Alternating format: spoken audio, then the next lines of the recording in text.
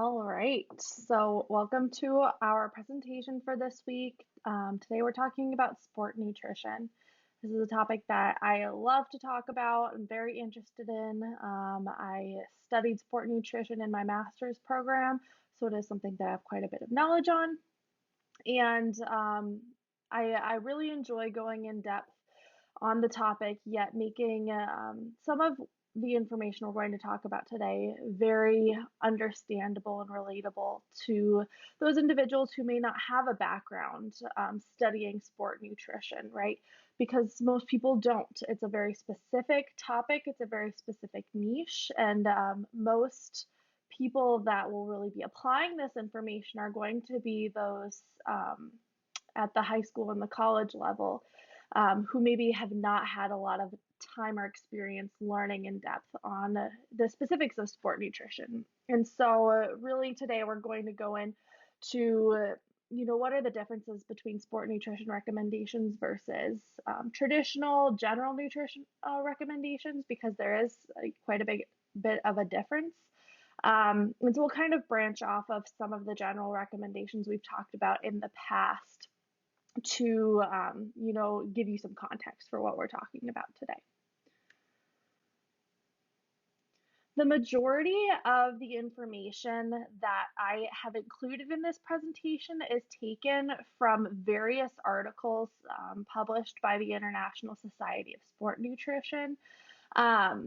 There's one in specific called this Research and Recommendations, published by the Journal of the International Society of Sports Nutrition, or the ISSN, which really encompasses a lot of their published information from other various articles and books and texts.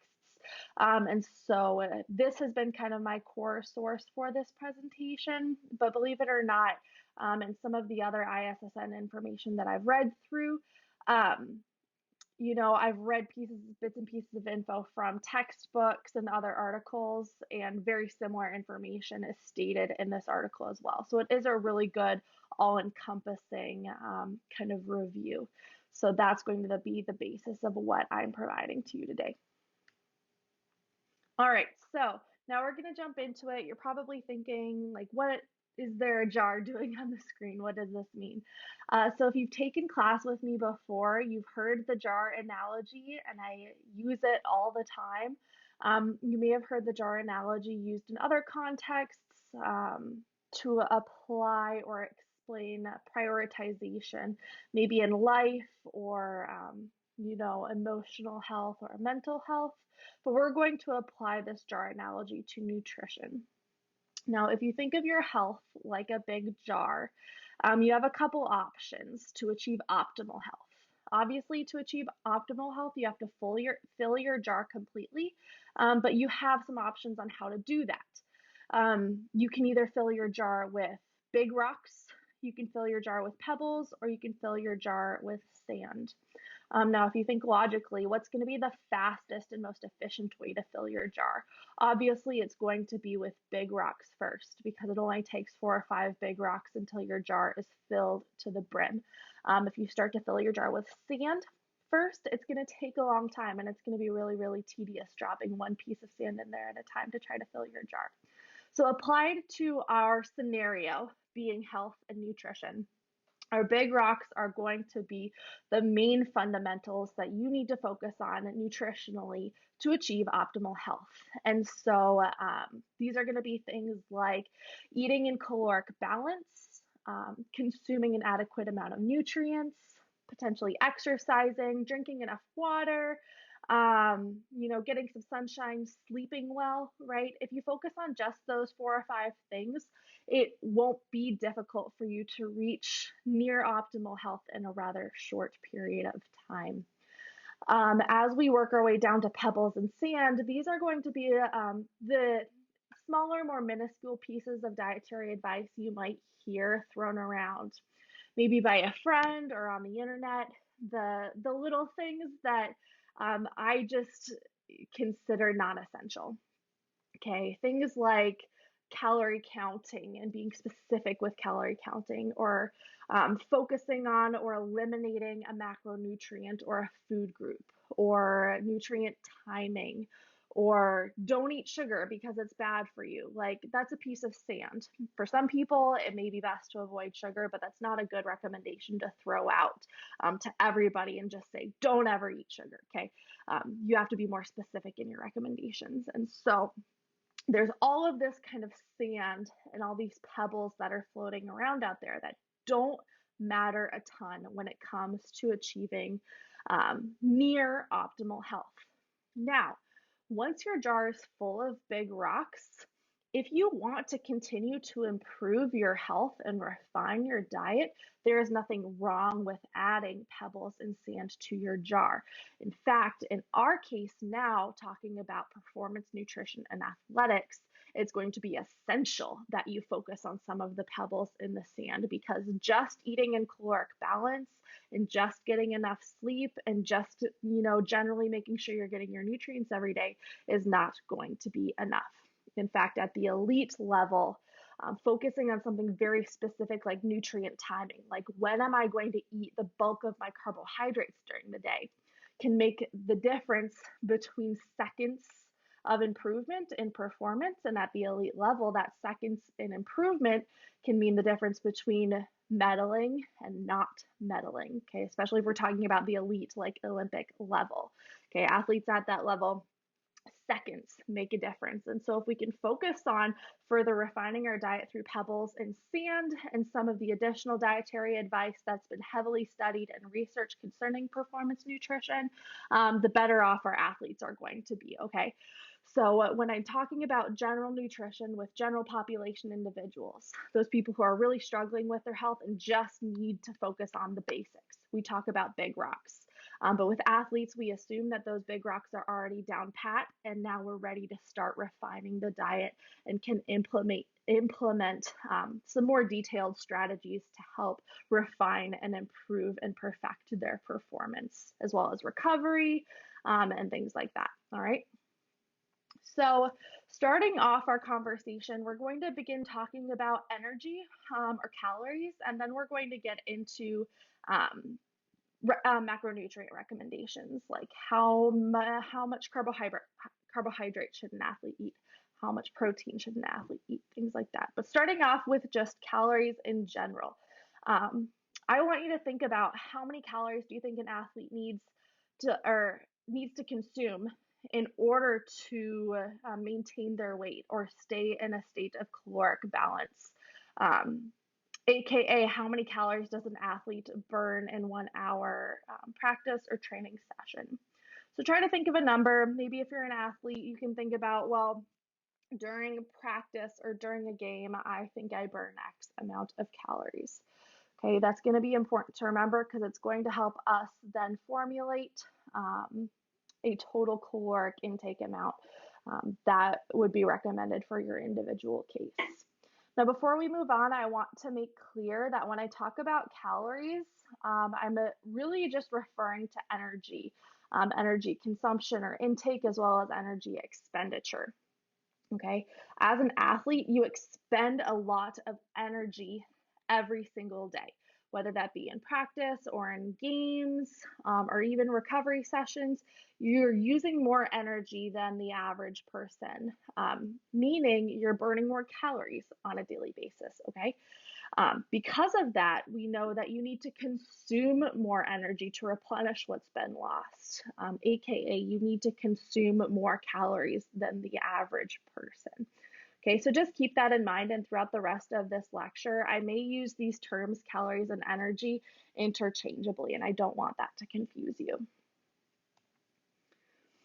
Okay, so based off of a number of research studies, here are some average amounts of caloric expenditure of various athletes. We've got a good range here.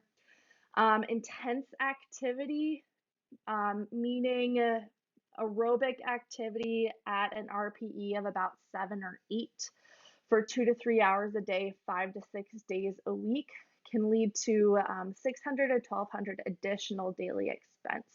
Meaning, if you have somebody who is engaging in this intense activity for that long a period of time, they're going to be burning up to 1,200 calories or more every single day, more than somebody who's not exercising at all. Okay, meaning they're going to have to consume that many more calories. Okay, this comes down to a recommendation of 40 to 70 kcals or just calories per kilogram of body weight every day. In pounds, this is going to be about 18 to 32 calories per pound of body weight a day. So a little bit of application here. That's going to be, again, a pretty wide range depending on the intensity of activity, the duration of activity. So anywhere between 2,000 to 7,000 calories a day for an athlete weighing 110 to 100 or 220 pounds. Okay. If you're an athlete that weighs more than 220 pounds, right? Thinking like our football offensive linemen, maybe weighing 250 plus, even up to 350, they're going to have to consume even more calories than that. For a pretty small athlete, somebody weighing 110 pounds, on the lower end of intensity and duration, it'll be about 2,000 calories a day. Okay. And then an even more specific example, 50 calories in the middle of our recommendation here, 50 calories per 150 pounds for a 150-pound athlete. It's going to give you a recommendation of about 3,400 calories a day. Okay, so if you have an athlete weighing 150 pounds, right in the middle of our recommendation is going to be 3,400 calories. Okay, so depending on how much you've thought about calories in the past or total intake, this may be much higher or much lower than what you've kind of previously thought the recommendation to be. But I thought this number, 3,500, is a good kind of central number. 150 pounds is a pretty average weight for an athlete, and in the middle of our intensity caloric recommendations. A little bit more detail here. Again, you can use this to apply to yourself. I've put together a chart using this equation and taking into account body weight on a pretty wide range. Okay, I've jumped 20-pound increments here. So you can see for a 120-pound athlete, on the low end, our recommendation is going to be just over 2,100 calories. On the high end, all the way up to almost 4,000 calories a day for a 120-pound athlete if they're engaging in, say, like 2-a-days, 5 or 6 days a week. These are going to be for our super elite athletes. Okay, all the way up to 260 pounds. Again, a heavier, larger athlete on our low end is going to be about 4,600 calories, 4,700 calories, all the way up to 8,300-ish calories. Okay, to put into context, that's about 4 to 5 times the amount of food the average person is going to eat on a daily basis. Okay, so really goes to show the larger you are, the more intense you practice or play, the more intense your sport is, the more calories you're going to burn, and the more calories you need to consume. Something I like to point out to all athletes that I speak to, this is something that my high school basketball coach actually used to tell us every single preseason meeting right before the season would start, sometime in like November, we would have a meeting. And he would explicitly say to all of us teenage female athletes, the in-season is not the time to try to lose weight, because especially for females, that may kind of be the want or the desire. In your head, you're thinking, wow, I'm going to burn so many calories every day. I'm going to be engaging in so much physical activity. It's going to be so easy for me to lose weight if I just kind of cut my calories or watch what I'm eating. But the reality is, we require these increased caloric recommendations because of the demands of our activity. And so if you're not consuming it enough, you're not going to perform as well. You're not going to be as good of an athlete. You're not going to recover as well. You risk getting injured. And so the in-season is definitely not the time to try to lose weight or cut your calories. If anything, you need to try to increase your calories during the in-season. Now, if you've played a sport before, specifically a pretty intense sport or competitive sport, you know it's actually pretty hard to restrict your calories in the in-season, because the more active you are, the more hungry you are as well. And so your body is pretty good at regulating those internal mechanisms and tell you when you need to get food and calories into your body. I remember, again, being 16 or 17 years old, coming home after a long day, after practice, or maybe after a game, and just being ravenously hungry, right? It would just be impossible for me to try to restrict my calories in that kind of scenario. And so your body is pretty good at, telling you when it's time to eat, which is also a good thing. Okay, so if you're in my Bio 240 class watching this, we've talked quite a bit about the recommended acceptable macronutrient distribution for general population. And that's going to be about 45 to 65% of your daily calories should come from carbohydrates. About 10 to 35% of your daily calories should come from protein. About 20 to 35% of your daily calories should come from fat. Now, again, each of these ranges is pretty wide, and they're going to vary depending on the person and their activity level and their just general likes and dislikes, maybe intolerances. And I have listed now our macronutrient distribution recommendation for athletes. The biggest thing you'll notice is that the caloric recommendation is a little bit higher, and to adjust for that, our percentages for protein and fat dip down a little bit. Now, something I want to point out here is that, first of all, why are carbohydrate calories higher? As an athlete, again, burning a lot of energy every single day, your body's preferred really substrate to use for energy is going to be carbohydrates. That's the first thing your body's going to want to use to provide yourself with energy. And so you are going to have to consume more calories, the more active, or I'm sorry, more carbohydrates, the more active you are, okay? So for athletes, our carbohydrate recommendation is going to be a little bit higher for general population. Looking at protein and fat. Now, these are percentages. If you think about kind of the grand scheme of things and maybe breaking down an actual diet or an actual plate or a meal, this athlete is going to be consuming far more calories than this individual is going to be. Okay, so even though our percentage of calories from protein or fat are, say, lower, the actual total gram amount may be higher, right? Because, 10% of 1,500 calories is, going to be a little bit lower than 8% of like 3,000 calories, okay? Not saying it 8% of your calories should come from protein as an athlete, but hopefully that kind of puts into, sight what I'm trying to say here is athletes still need to focus on protein. Fat recommendation is going to be very similar.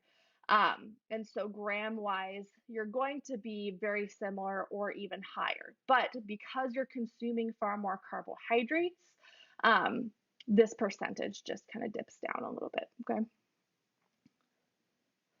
Now, jumping specifically into carbohydrate recommendations, we've got two different recommendations, and I'm going to move my screen here so that you can see that.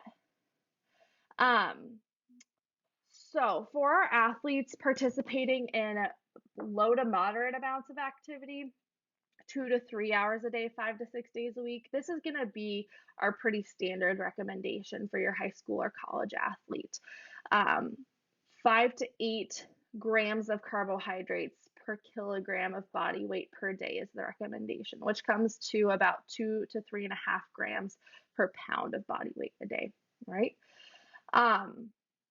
The more intense the activity is, the longer the duration of the activity, the more carbohydrates you need to consume. And so this recommendation here is going to be for our more elite athletes or those potentially engaging in two-a-days.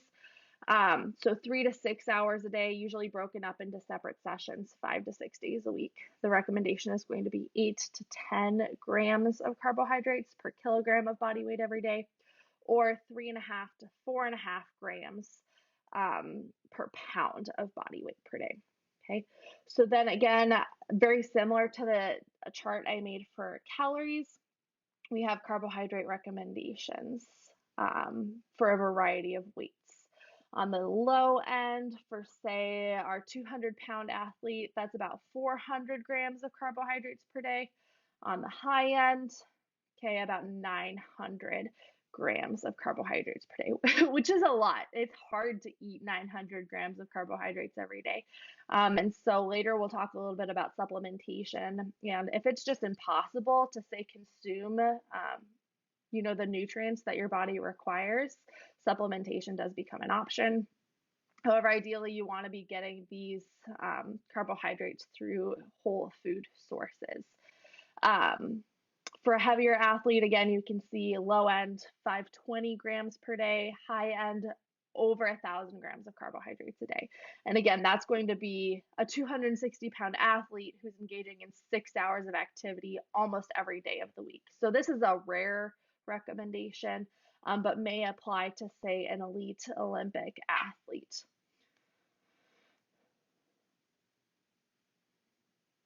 So why is carbohydrate intake important? A couple of points here that I just want to talk through. Adequate carbohydrate intake is important to maintain liver and muscle glycogen stores. Now, again, if you're in my nutrition course, you kind of understand this whole process already. But basically, when you eat carbohydrates, they all get broken down into the monosaccharide called glucose. Okay. That will occur either in the small intestine or in the liver. And then glucose is then sent out in the blood to various parts of the body that require energy, to all the various cells of the body. When the glucose is present in the blood, that's obviously called blood glucose, or sometimes called blood sugar. But in addition, your body will also store excess glucose in both the muscles and the liver, because especially as an athlete, your body goes through that blood glucose relatively quickly as it's trying to produce energy. And when that's gone and you say can't sit down to, eat an apple or drink a Gatorade in the middle of practice, your body will then use the stored glucose found in your muscles and in your liver. When glucose is stored, it's stored in a longer chain version called glycogen. And so consuming adequate carbohydrates, especially before activity, several hours or even several days prior, is going to be really, really important for building up those muscle glycogen stores to provide your body with the energy it needs once the blood glucose is tapped out. In order to do this, you need to eat a variety of fruits, vegetables, starchy carbohydrates. Again, the emphasis is on whole foods and like real natural foods, okay? Not necessarily like candy bars and breakfast cereal and, whatever you can think of, anything processed, cookies that contain a lot of carbohydrates. Ideally, you want to consume these through real whole natural foods because these then also will provide your body with not just calories and carbohydrates, but also with things like fiber and additional nutrients like vitamins and minerals. Okay. If you were to only consume your carbohydrates through candy bars, for example, you're greatly missing out on a required micronutrient intake. The more active you are, the greater the recommendations, or the more your body needs vitamins and minerals as well. And so you do have to focus on consuming enough of those micronutrients in addition to the carbohydrates you're consuming. I often say you want your food to multitask for you. So again, even as an athlete, look to these multitaskers, real whole natural foods that say came out of the ground that way, or off of a tree that way because they also contain micronutrients, vitamins, and minerals, whereas packaged processed foods do not. Those foods don't multitask. Okay. Avoid highly processed, highly palatable carbohydrate sources. They often contain very few nutrients or fiber, and don't provide much added benefit other than their increased caloric and carbohydrate intake. Now, there are certain instances where, say, downing a high carbohydrate source that's easy to digest will be necessary and may be beneficial. So, say eating a candy bar with very few micronutrients, you know, may be necessary in certain instances because you need more calories, you need more carbohydrates, and you need those nutrients to go to work for you rapidly. And so, rapidly digesting sources of carbohydrates are beneficial at times, but again, you don't want them to be your main source of energy. Here's a sample shopping list now for you, especially for college students. This can be beneficial because if you're living on campus and you're an athlete, you're doing a lot of your own food prep, making your own food choices, right? Mom's not there to make dinner for you every day. And so here are some things I recommend that you try to pick up from the grocery store. They also tend to have a pretty decent shelf life and are easy to prepare in a small kitchen. So things like pasta and rice, bread, bagels are great. Cereal, ideally high fiber, low sugar cereal can be excellent. Oatmeal is wonderful. Fresh fruit, applesauce keeps forever. Granola bars can be great. They're cheap. They have a long shelf life. Popcorn has a lot of fiber. Starchy vegetables like corn and peas. Potatoes, regular or sweet. Okay, doesn't really matter what kind of potatoes you eat. One is not better than the other. It just depends on your personal preference. Both have their pros and their cons. And then a list of some other vegetables for you on the right-hand column. So things like broccoli, leafy greens, peppers, mushrooms, tomatoes, squash, cabbage. All vegetables are carbohydrate sources, and those are going to be beneficial. Plus, they provide lots of micronutrients and fiber. So they're very good multitaskers. However, as an athlete, it is going to be important to not get all your carbohydrates strictly from vegetable sources like this, because these foods are also typically low in calories and they're very satiating. So it may be difficult to reach your caloric allotment every day if you're constantly just eating like a bowl of salad. Okay, you're not going to get a lot of calories. You may get some carbohydrates and lots of nutrients, but it's not going to be everything your body needs. So it is also important to consume more starchy forms of carbohydrates and higher calorie carbohydrate sources as well.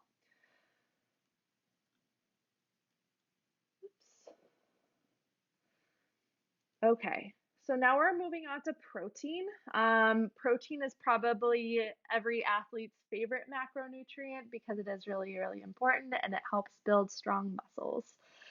So what is the protein recommendation for athletes and how does it compare to our recommendation for non-athletes? Now, the recommendation for non-athletes compared to this is going to be about 0.8 grams per kilogram of body weight every day. Now, this recommendation is 100% on the low end, even for non-athletes. 0.8 grams of protein per kilogram of body weight every day is enough to keep your body operating and to keep your muscles working, but it's not necessarily the optimal protein recommendation. So even general population individuals should probably focus on consuming more protein than that. But just to give you some context, that's going to be our RDA for general population. Athletes should focus on consuming protein from 1.2 to 2 grams per kilogram of body weight every day, or about half to 1 gram per pound every day.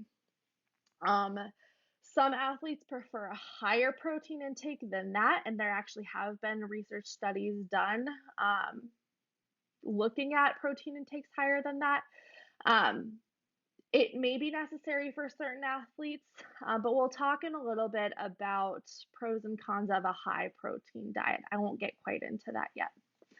Again, in this chart, you can see on a scale what our recommendations are. So makes this pretty easy to apply. If you weigh 160 pounds, on the low end, you want to shoot for about 80 grams of protein per day. On the high end, again, for athletes exercising for probably 3 to 6 hours a day, 5 to 6 days a week, 144 grams of protein. Okay. In the middle, for a 200-pound athlete, about 100 to 180 grams of protein every day. And for our 260-pound athlete, 130 grams to 234 grams of protein every day. Okay. All right, so why is protein important? Okay, everybody talks about needing to consume protein. There's a bajillion different types of protein supplements on the market. Why is protein so popular? Why do people think they need so much protein? Because inadequate protein intake, especially in athletes, can lead to some pretty nasty stuff, including a negative nitrogen balance, which essentially means there's breakdown of tissue happening in the body. Protein is the body's only source of nitrogen, which is important for anabolic processes or building and growth of tissue, which is important as an athlete. And so if you're not getting enough protein, you won't be getting enough nitrogen, which can lead to a catabolic state. As well as protein catabolism or like muscle tissue breakdown and slower recovery, which for athletes is really, really detrimental to performance. And so these things then can lead to muscle wasting, injuries, and chronic illness, or even like overtraining from severe fatigue. Okay. Where should you get your protein from? When talking about protein, it's important to take into account the amino acid profile of the foods you're consuming. All proteins are made up of smaller molecules called amino acids, and there's a variety of different types of amino acids.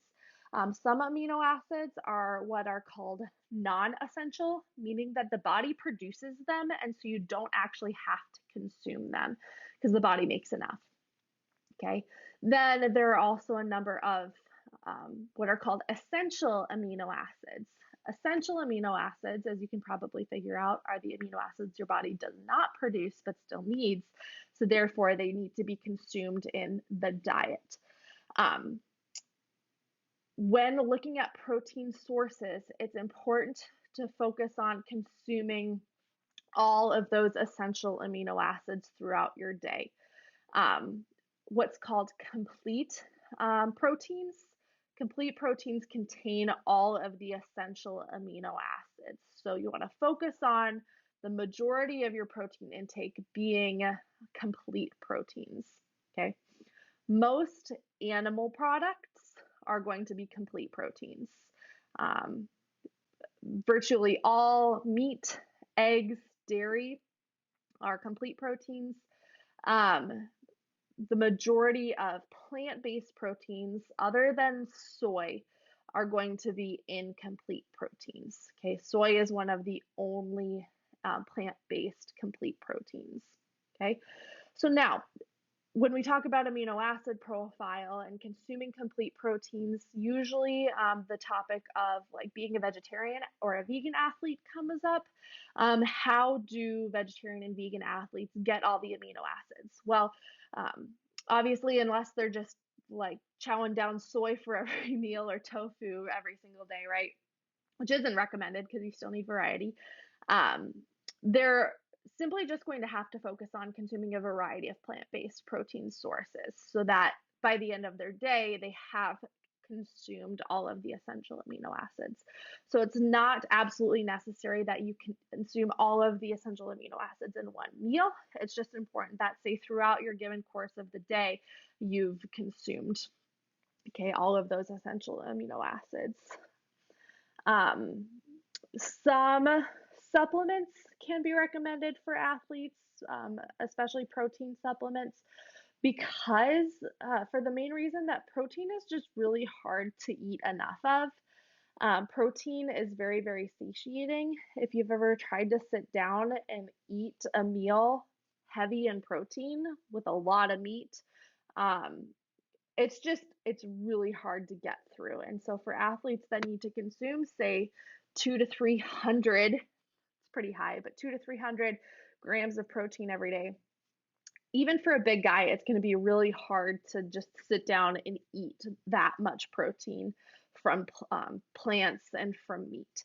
And so this is where supplements come into play. If I were going to recommend any one supplement for an athlete, it would be a protein type powder or a protein supplement. One of your best choices when it comes to protein supplements is going to be a whey protein. And I can potentially share some articles taking a closer look at the benefits of whey protein supplementation. But whey protein does contain all of those essential amino acids. It specifically contains one specific amino acid that's really, really beneficial when it comes to muscle protein synthesis or regeneration of this muscle tissue, allowing for muscle growth. Okay, that amino acid is called leucine, and whey protein has a very, very high leucine content, which is beneficial for our athletes. Whey protein is also rapidly digested and can be used by the body relatively easily. Okay. Doesn't mean that you can't take other protein supplements. Again, for our vegetarian and vegan athletes, whey is a milk byproduct. And so if you don't consume dairy, you may have to look for alternative plant-based protein supplements. Okay. And then our final point with protein is going to be upper intake. I mentioned we were going to talk about this. There has been some talk of issues with consuming too much protein on health. People have said that consuming excess protein can cause lots of problems. One of the biggest arguments has been that a high protein diet will cause issues to your liver and your kidneys. Okay. Currently, there is no research to support that. And really, where that argument arose from was in individuals who already have existing kidney conditions or like are on dialysis. Protein can worsen the condition because the kidneys are unable to process through all of that waste. And so for individuals with existing kidney issues or liver issues, it may be best to reduce protein intake. However, protein is not the cause of those issues. Currently, there is no evidence to say there even is an upper level intake for protein. Theoretically, you could eat protein or chicken or whatever until it comes out of your ears, and it isn't going to cause a ton of problems other than maybe some GI distress. Okay. So as an athlete, that's potentially good news. Okay. Eat as much protein as you possibly can, and that's going to help with tissue growth. However, what you do need to watch out for is, again, because protein is highly satiating, it's very filling. If you are, say, consuming that upper end of protein recommendations, so I'm going to jump back to this past slide, up to 2 grams per pound of body weight every day. Some studies have been done that looked at 3 grams per kilogram of body weight every day. Okay, if you consume that much protein every day, it's likely not going to cause issues. However, what will happen is it will limit the amount of calories you can get from other necessary sources like carbohydrates. And so if you're over consuming protein, you're probably not getting enough carbohydrates or calories from other sources or, a variety of micronutrients. And so that is something you want to watch out for. However, again, research tells us that there is no upper level intake. You're not going to cause any internal issues by over consuming protein. You just want to be careful to not do it because then you may not be getting, calories from other ideal sources. And then we have our shopping list here. So some meat and fish options, chicken breasts, chicken thighs, chicken legs are all great sources.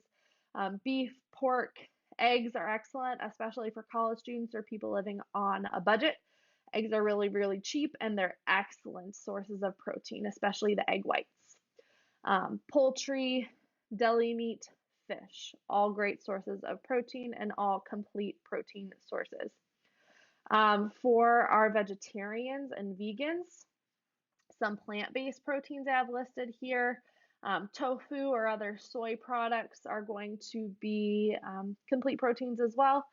And then other options include beans and lentils, non-fat yogurt, Greek yogurt as a good source of protein, cheese, cottage cheese. I've listed some dairy products here. If you are, say, like a lacto-ovo vegetarian, definitely focus on getting those eggs in your dairy in. If not, obviously you have to focus on some of the other sources.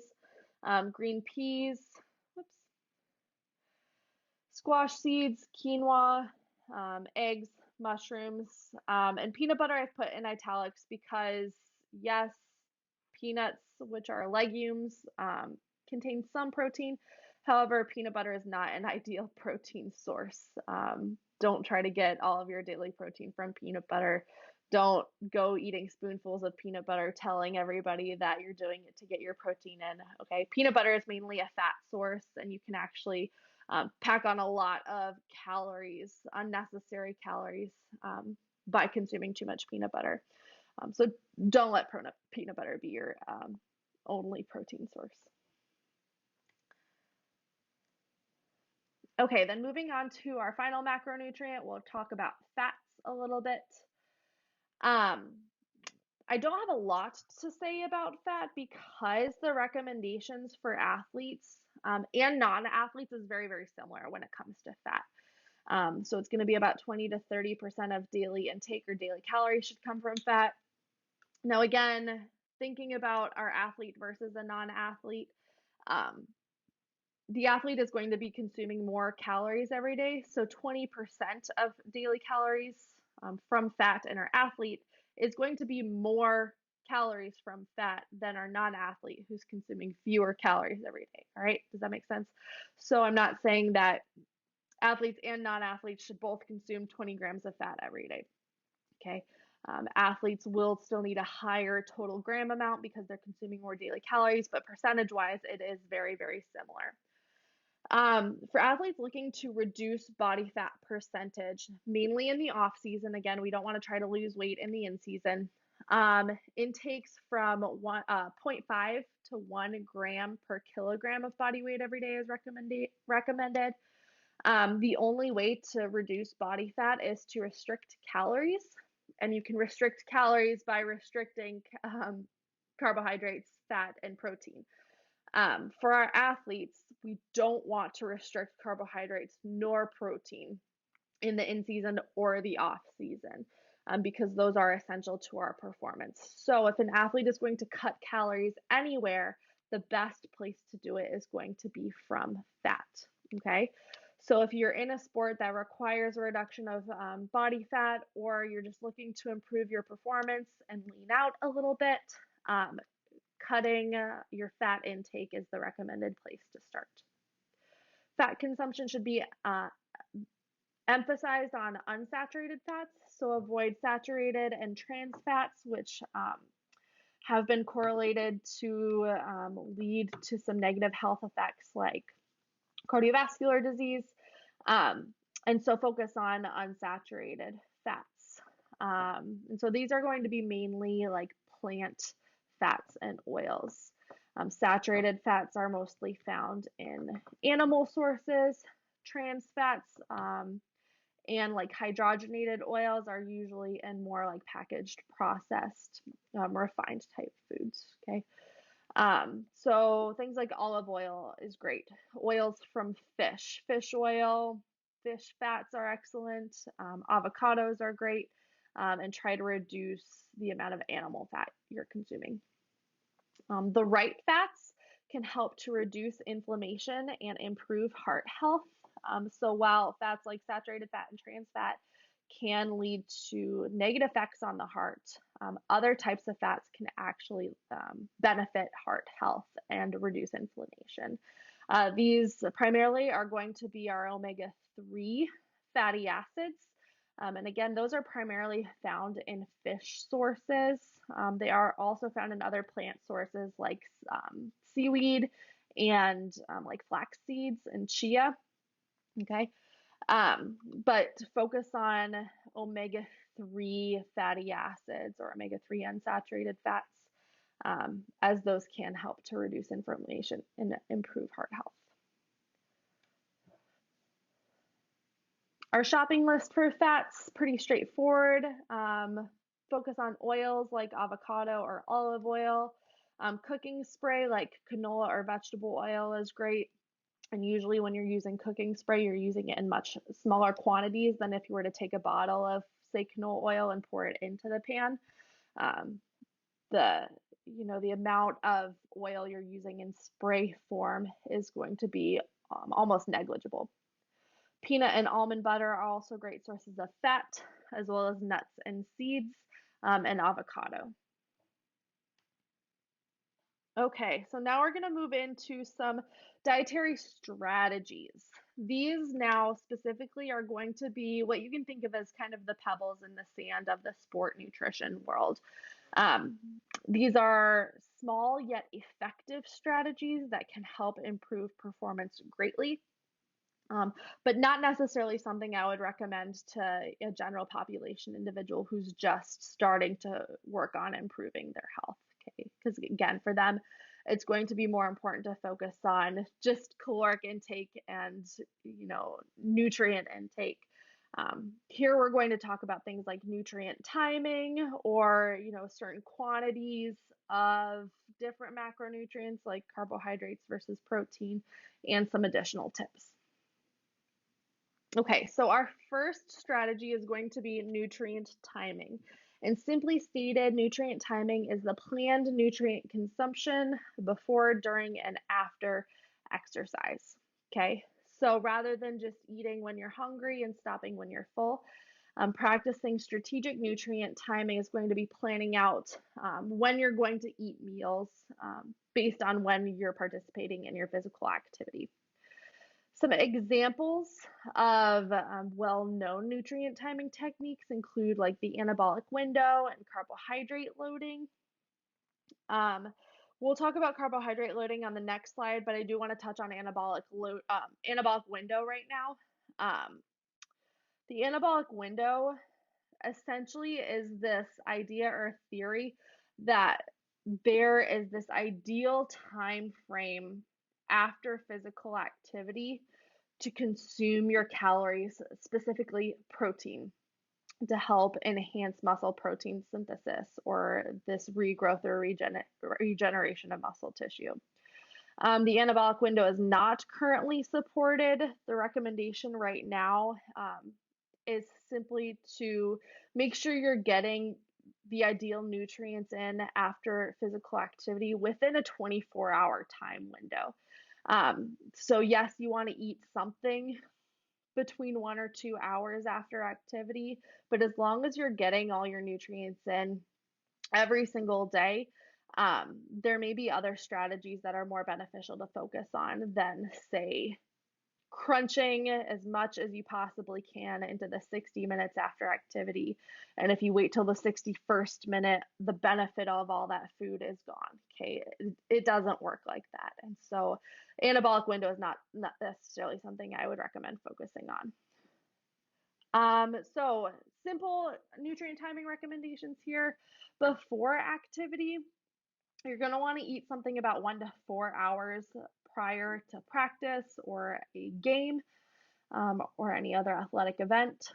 So focus on protein and carbohydrate sources, minimal fat, as that can cause some GI distress. If you ever had a really greasy hamburger and then went to try to play, a game or had practice, it's pretty uncomfortable. So focus on carbohydrates and protein. Ideally 1 to 4 grams per kilogram of carbohydrate consumed with some protein. Okay. We don't have a specific protein recommendation here. So this can be something like, protein bar and a piece of fruit, an apple and some peanut butter, I don't know, popcorn and some lunch meat. Okay, so some carbohydrates, some protein. During activity, especially if you're participating in activity for longer than an hour, carbohydrate supplementation is recommended, and ideal form is in a rapid digesting source so that, again, it doesn't upset your GI system. So this is going to be something like Gatorade or other sports drinks, chews, gels, or even like granola bars or protein bars with carbohydrates can help to provide your bodies with calories during activity and stave off fatigue. After activity, it's going to be important to rapidly refuel. And again, we want our rapid refueling to consist of protein and carbohydrate. Try to focus on getting some protein and some carbohydrate in 1 to 2 hours post activity to optimize that muscle protein synthesis and to replenish the muscle glycogen in your muscles and your liver that has been lost during activity. Recommended carbohydrate to protein ratio is 4 to 1. So 4 grams of carbohydrate to every 1 gram of protein, or 16 grams of carbs to 4 grams of protein, right? A 4 to 1 ratio. And here I want to point out there actually is a really excellent rapid refueling source, almost found naturally, and it's easily accessible, and that's going to be chocolate milk. Okay. Regular skim milk is relatively high in protein. It doesn't contain tons of carbohydrates, but adding a little bit of chocolate and a rapidly digesting carbohydrate sugar source can really actually help to replenish the body with these nutrients post activity. There's been quite a bit of research done looking specifically at chocolate milk as a rapid refueling source, and the kind of the appeal to chocolate milk is that it's easily accessible and it's cheap, and it's rapidly digesting, and it has this optimal carbohydrate to protein ratio. So if you're, again, lactose intolerant, or you don't like chocolate milk, or you prefer to eat more whole foods after activity, that's fine, that's great. But something like chocolate milk can actually be a really great option because it's cheap and it's easy to come by.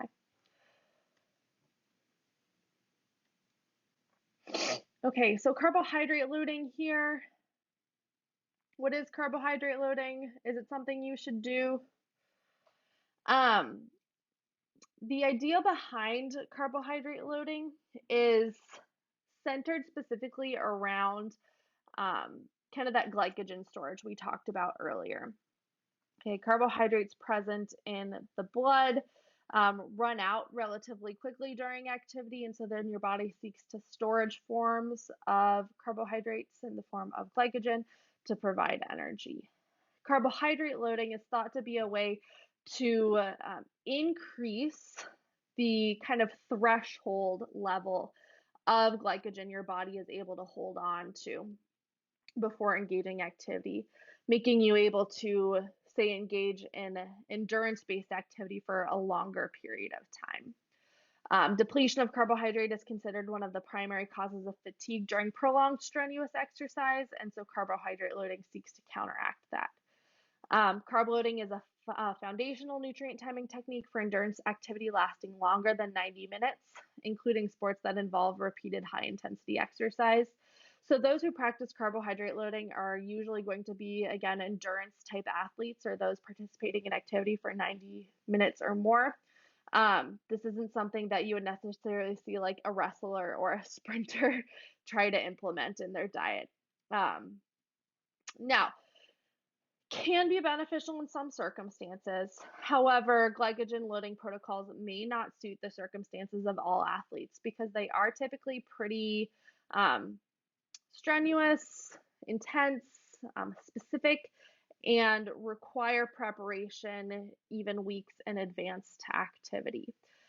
Basically, what you do in a standard carbohydrate loading protocol is a week or two before activity, you actually start cutting down on your carbohydrates. And then a couple days before activity, you work on re-increasing that. And the idea is your body is able to hold on to more glycogen than it previously was able to. Um, Again, that can be kind of strenuous, doesn't suit the circumstances of all athletes. And so rather, it may be beneficial to just focus on other nutrient timing techniques like rapid refueling to increase carbohydrate availability. So now we have some additional tips. If you say don't feel like you necessarily need to abide by more strict nutrient timing um, type protocols, here are a few things that are really easy to implement that you can remember to do on a day-to-day basis. The first one being never skip a meal. Um, if you were to say skip breakfast, that's automatically 3 to 4, maybe 500 calories that you're missing out on, and it's really hard to make up for later in the day.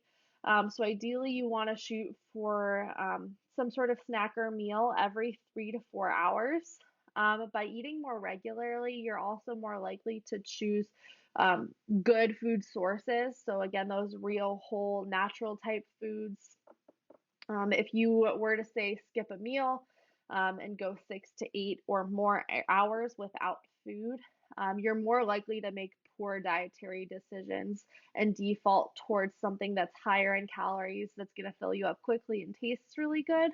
Well, that may get you back on track for your calories for the day. You're missing out on key nutrients, which can be detrimental to performance and recovery. So ideally, you want to shoot for about every 3 to 4 hours, have a snack or a meal. 3 snacks every day is another good way to put that. So if you have breakfast in the morning, a couple hours later, have a snack, then have lunch, then have a snack, maybe before practice, and then have dinner after practice, and a snack before you go to bed. Okay. In addition, it's also going to be really important to stay hydrated. Water is essential to performance, and we're going to talk about hydration on the next slide. But carry a water bottle around with you wherever you go to make sure you're getting enough water every day. And then choose both calorie dense and high nutrient foods. Consume a variety, right? So we talked about carbohydrates earlier and how, as an athlete, especially, it's not in your best interest to actually consume like really fibrous vegetables as your primary source of carbohydrates. If you're always eating green, leafy, fibrous vegetables, you're likely not going to get all the calories you need for the day. And they're going to fill you up. And so it's going to be hard to get nutrients from other sources. So in addition to those essential foods that contain lots of nutrients, try to focus on more calorie dense foods as well. Again, ideally, like real, whole, natural foods, like not necessarily processed foods, but things like potatoes or like starchy carbohydrates are going to be a little bit higher in calories. Corn or peas instead of celery and carrot sticks. Okay, so if you're making like a this or that decision, it might be best to actually default towards the higher calorie option, like a banana instead of an apple, something like that. And then also try to focus on having some form of protein and some sort of carbohydrate with every single snack or meal. So it's a little bit easier to do that during your 3 meals a day. But during a snack, always think like, am I having some protein and some carbohydrates during this snack? And if you go into really every snack or meal with that mindset, it'll also help to make sure you're getting the nutrients that you need. All right, so hydration, super, super important. The minimum recommendation is going to be at least half of your body weight in ounces of water every day.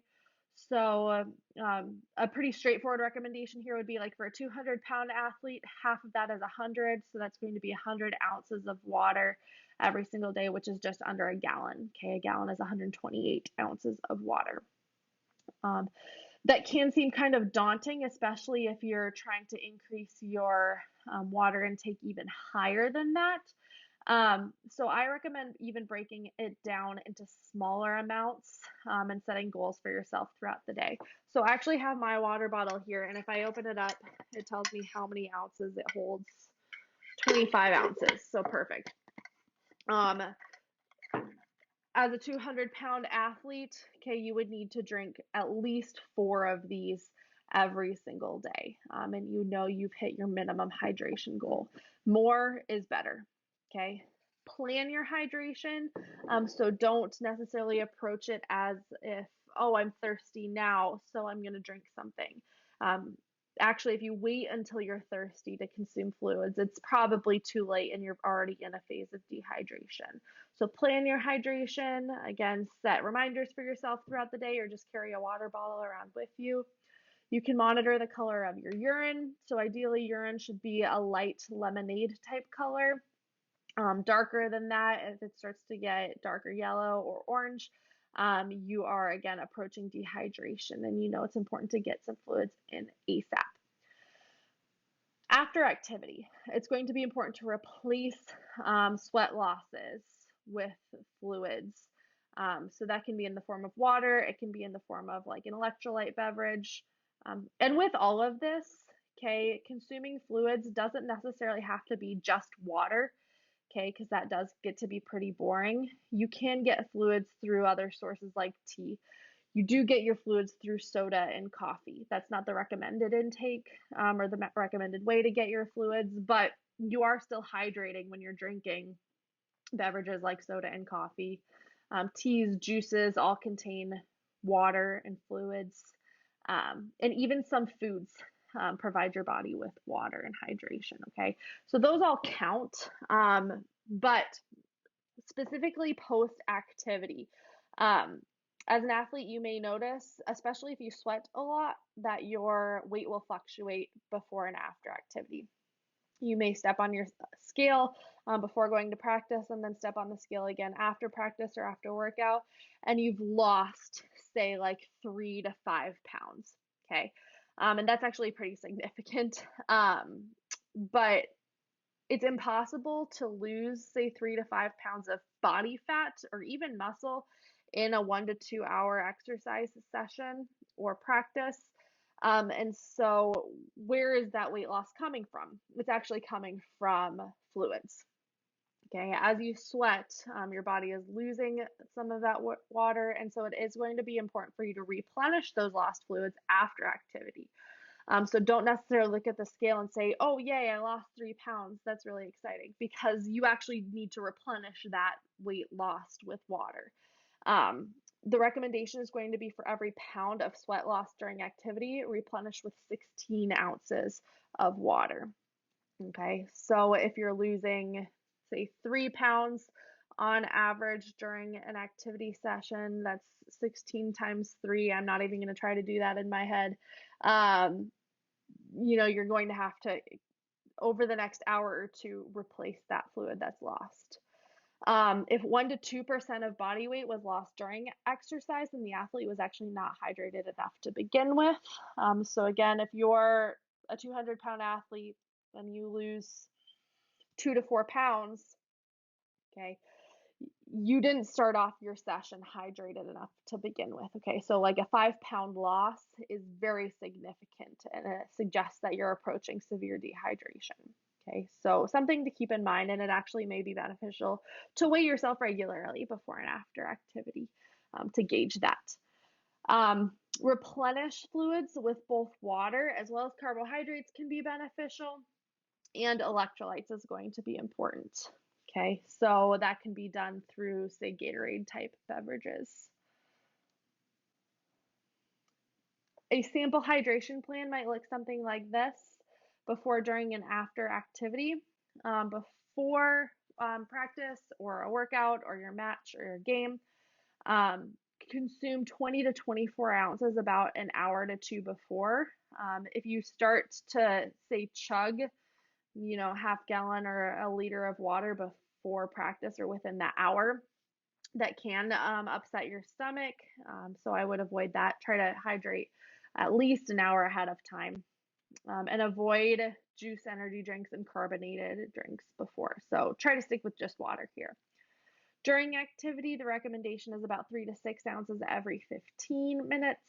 And then after activity, again, replenish based on the amount of fluid that's been lost. So 16 to 20 ounces for every pound of weight lost.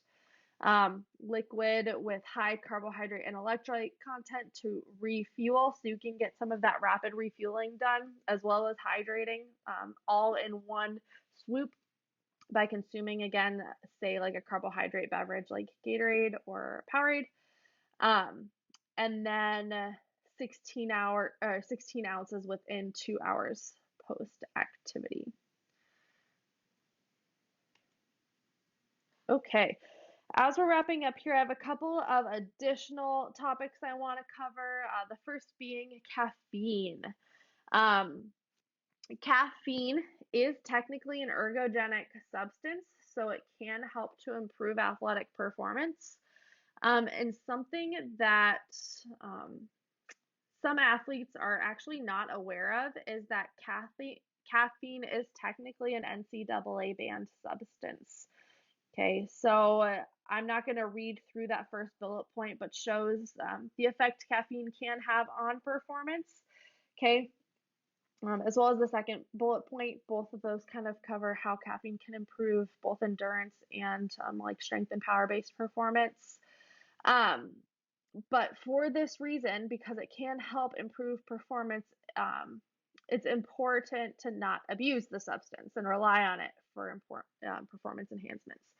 And so because of this, caffeine is technically an NCAA banned substance. Now, this doesn't mean as an athlete you can never consume caffeine. That's not what I'm saying. But it is important to be aware of, because consuming excess of caffeine prior to a drug test can actually result in a positive drug test. So in order to fail a drug test, an athlete needs to reach a urinary caffeine threshold of 15 micrograms per milliliter, and that's just something that they measure, the amount of caffeine in the urine.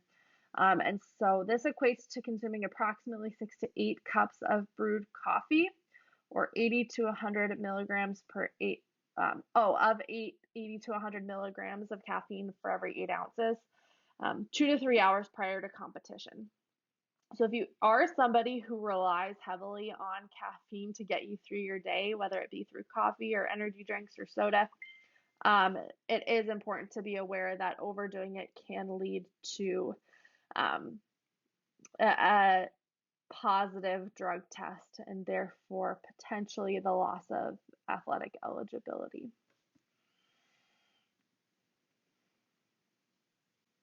Okay, and we talked a little bit about carbohydrate supplementation already, but we're going to discuss additional supplements and general recommendations. So first of all, I've said this before, it is important to focus on food first. Okay, you don't want the bulk of your intake or your calories to be from supplements or from protein or whatnot.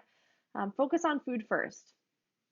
If you suspect a deficiency, at that point it will be important to contact a dietitian or your physician, and they can make a recommendation for supplements. Now, previously I also mentioned, for our athletes, you're burning a lot of calories every day. And for some people, it is just hard to eat enough to keep up with those requirements. And this is where supplements can be beneficial. So if you are going to supplement, okay, focus on a protein and or carbohydrate type supplement. And again, we talked about protein powders a little bit. This can be something as simple as protein powder and Gatorade. Okay, Gatorade is a great carbohydrate supplement. Okay, and it's rapidly digested. And it doesn't fill you up hardly at all. Okay, it's a great way to get lots of calories and lots of carbohydrates without much satiety. Okay, so those are really good starting points. And from there, every single person is different. And so every single person that is going to require different recommendations. And so it's outside of my scope to say specifically what anyone specifically should be consuming. That should be left to a sport nutritionist or a registered dietitian. So if you're interested in supplementation, those are the people you need to talk to. Okay, so wrapping up, what does this look like at school? My plan at WLC, um, within the first hour of waking up, try to have a little bit of breakfast. Warrior Dining is open every morning from 7:15 to 8:30, and then brunch is open from 11 to 12:30. Okay, between breakfast and lunch, plan to have a snack. If you have class straight through from 8 a.m. till noon, plan ahead, bring a snack with you, eat between classes, eat in class. It can be fruit, it can be a sports bar, but again, try to have some carbohydrate and some protein and plan ahead. Okay. Lunch, Warrior Dining is open every day as well as the brew house. Don't skip lunch. If you have class through lunch hours, again, and you're not able to get to the cafe to have lunch from 10:45 to 1:45, plan ahead. Pack a sandwich in the morning, bring it to class, eat it between class. You can't just go about your day thinking you'll wait till you have time. It's so important to plan ahead to make sure you're getting in your calories and your nutrients throughout the day. Okay, and then snack mid-afternoon, probably before practice time, is going to be beneficial. And then dinner after practice. Again, Warrior Dining is open and the brew house is open pretty late as well, or you can make food at home and then have a little bit of a snack before you go to bed. Here are some examples of plates that you can abide by if a visual recommendation suits you. Um, if you look at these, very similar to what our My Plate looks like. As a refresher, My Plate is going to be about half a plate of fruits and veggies, as well as a quarter plate of protein and a quarter plate of whole grains. So this plate right here looks very, very similar to that. On an easy training day, or if you're trying to cut weight, we're going to cut down carbohydrates a little bit, lots and lots of veggies. So we're cutting our starchy carbs, but not our vegetables. And then about a quarter plate to a third of a plate of protein. Okay. If you're trying to manage your weight, protein is actually increased slightly. Okay. On a moderate training day, and this is what's going to apply to most people, about a third or more plate of raw veggies. Carbohydrates is going to increase from this easy training day. And then again, a quarter of a plate of protein. And you can see on our hard training day, from easy to hard, our carbohydrates really is what has been manipulated. So half a plate of starchy carbohydrates or grains, okay? About a quarter plate of vegetables and a quarter plate of protein. And then finally, our last recommendation here is going to be sleep. Even though sleep isn't really nutrition related, it is still so, so important to athletes. So I did want to touch on it. Um, if you put everything we've talked about into practice properly, but still aren't getting enough sleep, it's all kind of going to be worthless. So sleep is going to be a big factor in performance and recovery. Um, Sleep also plays an important role in the regulation of various hunger hormones. So if you don't get enough sleep, you may have noticed this in the past. If you don't get enough sleep, you may actually have increased cravings, and then you'll tend to make poorer dietary decisions later on. So, like if you're staying up really late studying, those are the times that you want to, reach for the really greasy foods or high sugar foods, the ones that are really, really yummy and make you feel good. Um, if you stay up really, really late, sleep in the next morning, again, it's also really hard to eat well and you just want to go for, something with a lot of cheese on it. So get enough sleep. It's going to help you to make better dietary decisions in the long run. It's also going to help with performance and recovery. Okay, so that's going to wrap up our presentation. I hope you all enjoyed and learned a little bit from this. If we were in class, we would obviously have some discussion, but feel free to share those questions either down below in the comments or in our discussion forum for class. Okay, thank you all for listening, and I hope you have a great rest of your day. Bye.